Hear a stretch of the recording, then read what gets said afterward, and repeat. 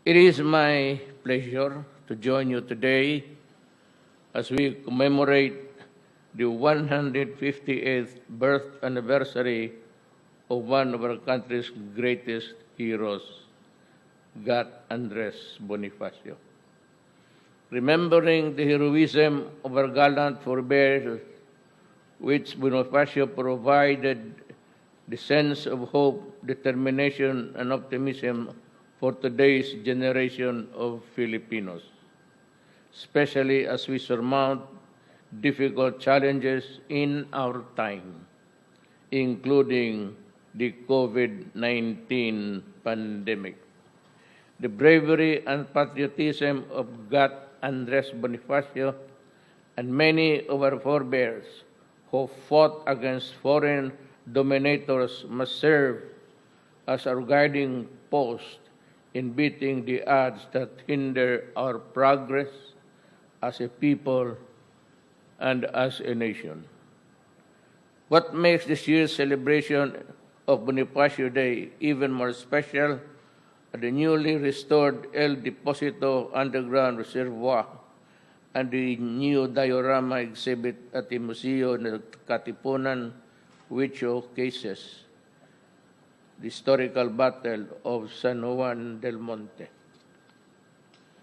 I congratulate the San Juan City government for successfully hosting this year's celebration in the Pinaglabanan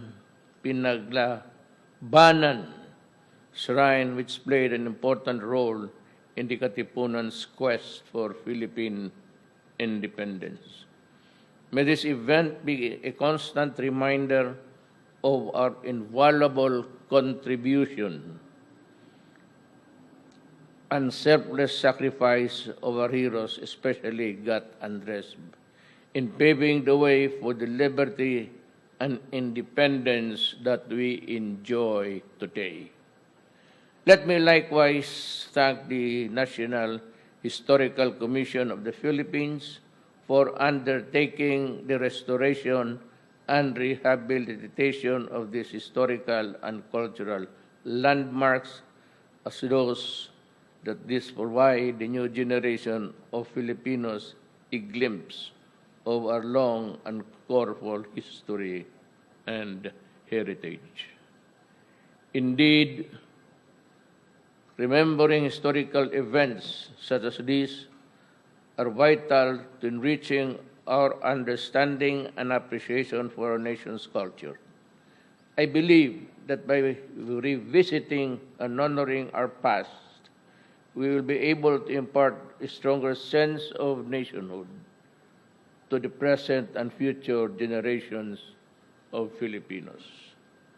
As we commemorate these events, I invite every Filipino to become a hero like Bonifacio by participating actively in our nation-building efforts, especially those challenging times when we have to secure our nation's health, safety, and wellness.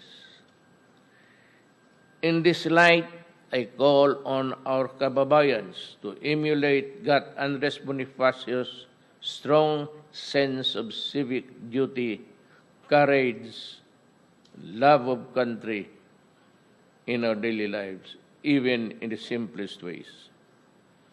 May we be challenged to give our very best for the benefit of our people and nation.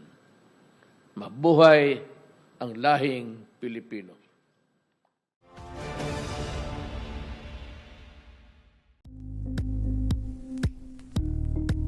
Thank you for watching Politico TV. Please like and subscribe to our channel for more videos.